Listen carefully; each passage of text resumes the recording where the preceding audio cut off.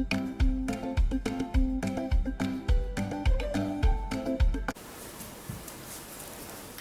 Friends, চলে এসেছি আমি নিবেদিতা প্রতিদিনের মতো আমার আর্ট বাস্কেট নিয়ে।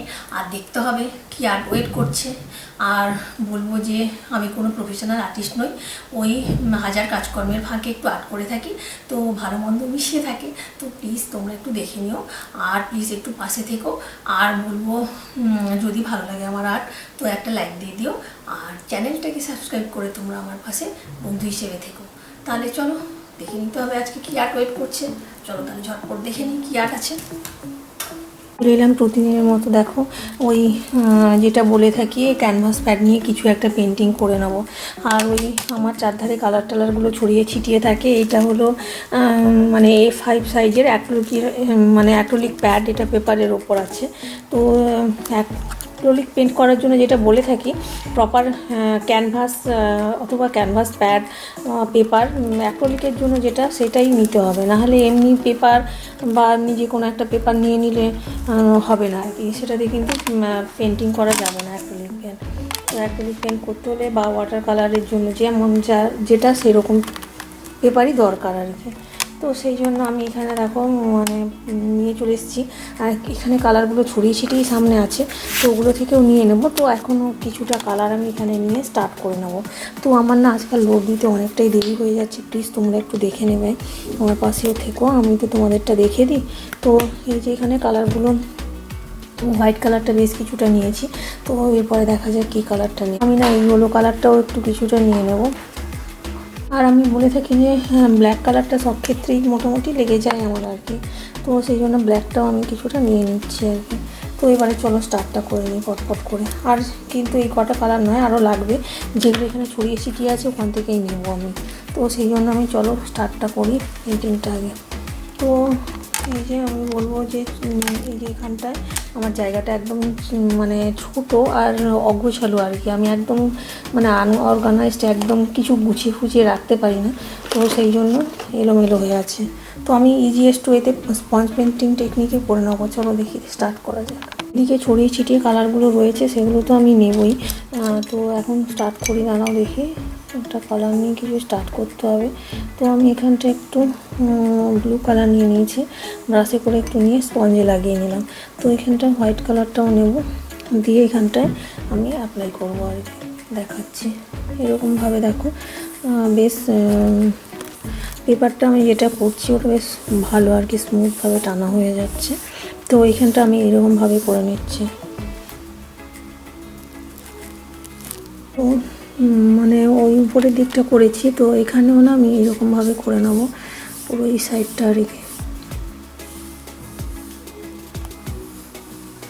তো এরকমভাবে রাখো, আজকে একটু অন্যরকম হবে। এটা একটা সানসেটের এর উপরে, আমি সানসেট সিস্কেপের ওপর রাখবো এটা।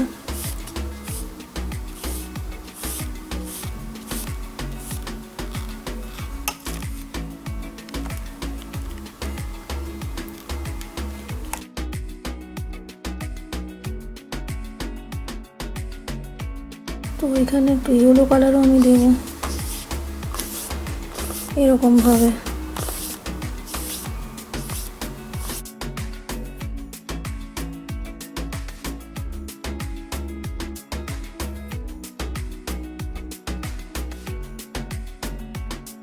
এই যে ব্রাশটা যেটা ছিল ওই যে ইয়েলো কালারের যেটা, ওটা আমি এইখানটায় নিচের দিকটাতেও কিছুটা অ্যাপ্লাই করে দিচ্ছি আর কি।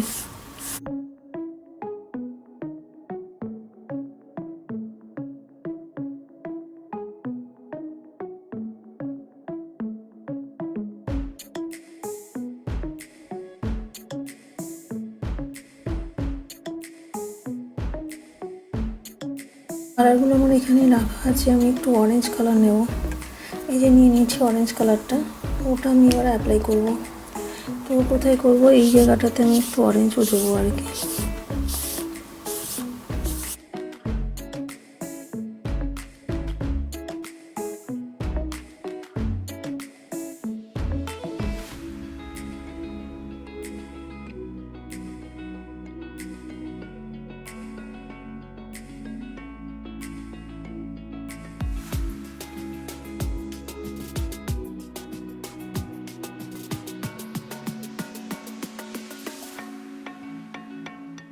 তো এখানটায় আমি একটা স্নান করব, তো সেই জন্য আমি আগে থেকে এখানটা একটু ব্রাশটা ছিল অ্যাপ্লাই করে দিয়েছি। তো দেখা যাক এখানে।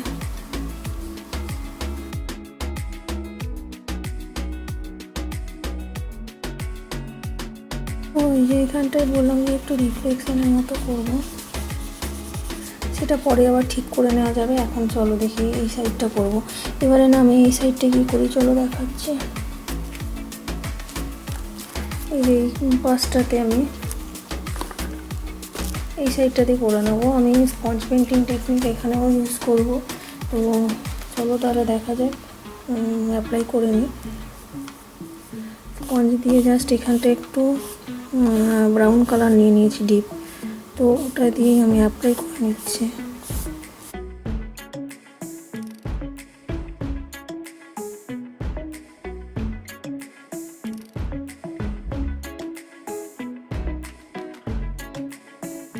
ঠিক করতে চাইলে তো ঠিক করাই যায়, যদি কোথাও মনে হয় যে এটা ঠিক করব। তো এখানটায় আমি যে বললাম এটা সানসেট সিস্কেপের ওপর আছে, তো সেই রকমভাবে একটু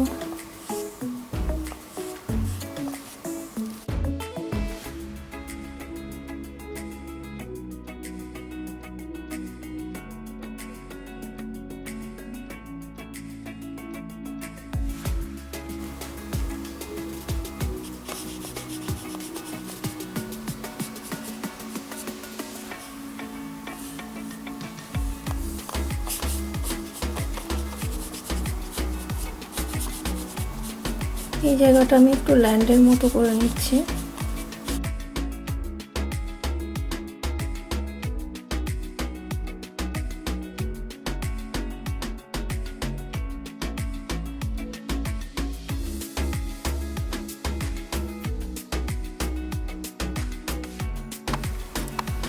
স্নানটা করেছি, একটু ডিপ করব।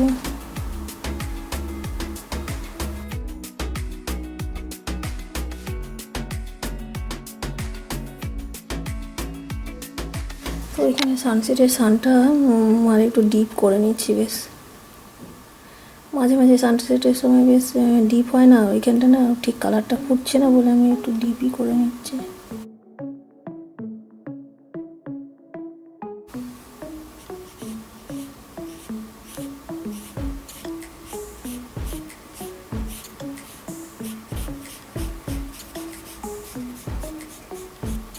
তো এরকমভাবে করে নিলাম রিফ্লেকশানটা। এবারে চলো দেখা যাক, সানটা করে নিয়েছি ডিপ করে আর রিফ্লেকশানও করে নিয়েছি। তো ওই যে এখানে ব্ল্যাক কালার তো নিয়েছিলাম, তো একটু এখানে ব্ল্যাক কালার দিয়ে না পাম ট্রি করবো। তো পাম ট্রিটা চলো করে নেওয়া যায়। তো বিচের ধারে না এখান থেকে দুটো পাম ট্রি করবো ভাবছি, তো চলো করে নিই।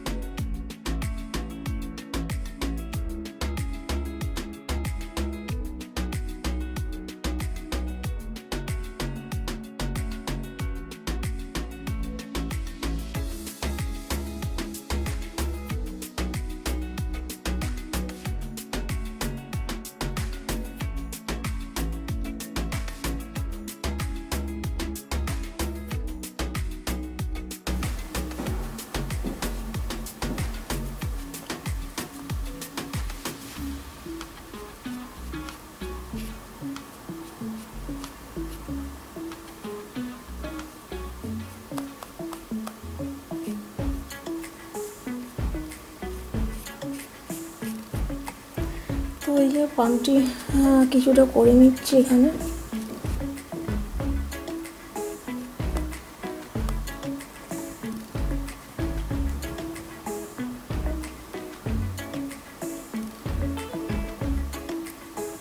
একটু গ্রিনের টাচও দিয়ে নিচ্ছি। দেখো এই যে একদম এই টাইপের রাখছি না, ব্ল্যাক টাইপের, যদিও সানসেট সিনারি সানসেট, তাও আমি একটু গ্রিনের টাচও দিয়ে নিচ্ছি এগুলোতে, যাতে একটু ভালো লাগে দেখতে।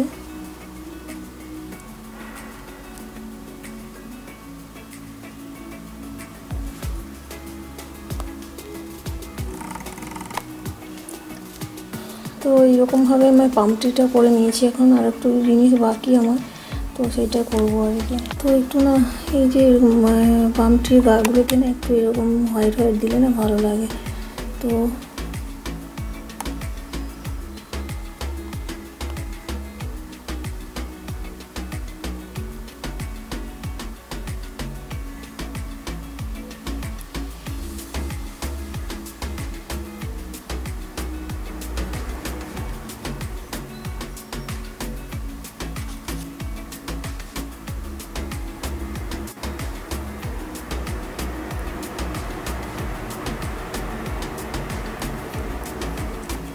একটু ঠিক করে নিচ্ছি পাম ট্রিগুলোকে।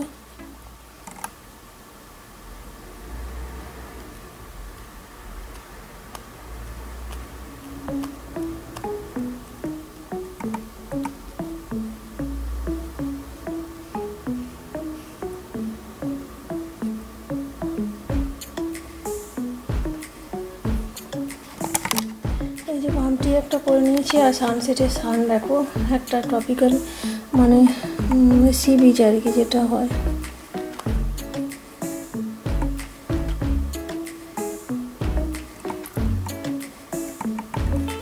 তো এবার একটু বার করে নেবো ফ্লাইং বার।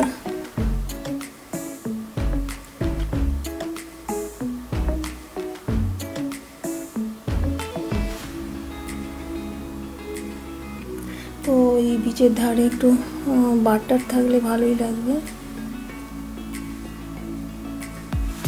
সানসেট সিনারিতে তো বেশ অনেক বারটার সানসেটের সময়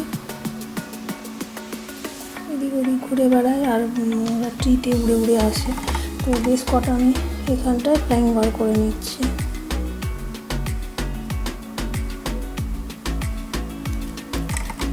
তো মোটামুটি আমার এটা হয়ে এসছে।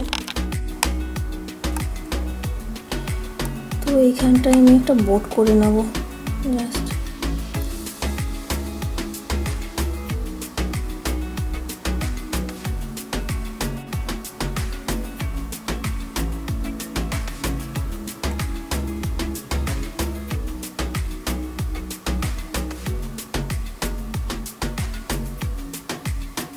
যেমন ছোটো বোটগুলো থাকে, তো শুধু সিস্কেপে যে শুধু খালি সিট থাকে তা না, বোটও থাকে। তো সেই বোটগুলোই আমি একটা করছি যেটা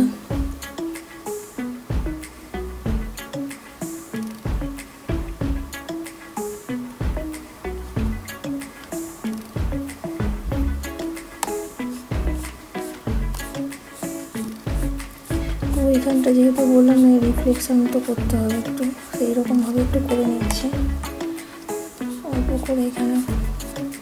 তো এইরকমভাবে একটা মোটামুটি আমার হয়ে গেল আর কি সিনারি। তো একটুখানি শুধু ফাইনাল টাচ দেওয়ার ব্যাপার আছে।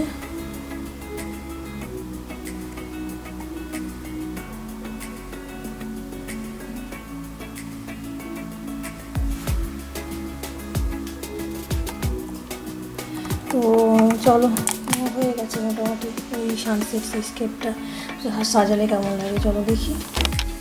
সানসেট যেটা সিস্কেপের ওপর করলাম, তো এই যে এখানটা এটা রেখেছি আর কি। তো দেখতে কিন্তু খারাপ লাগছে না, নিজের হাতের কাজের জিনিসের মূল্য কিন্তু বাজারে কেনা জিনিসের থেকে একটু আলাদাই হয়। তো এখানে একটা সানসেটের সান করে নিয়েছি, কতগুলো বার আর বোট একটা, আর ওই যে এখানে একটা ল্যান্ডের মতো করেছি আর পাম ট্রি আর কি।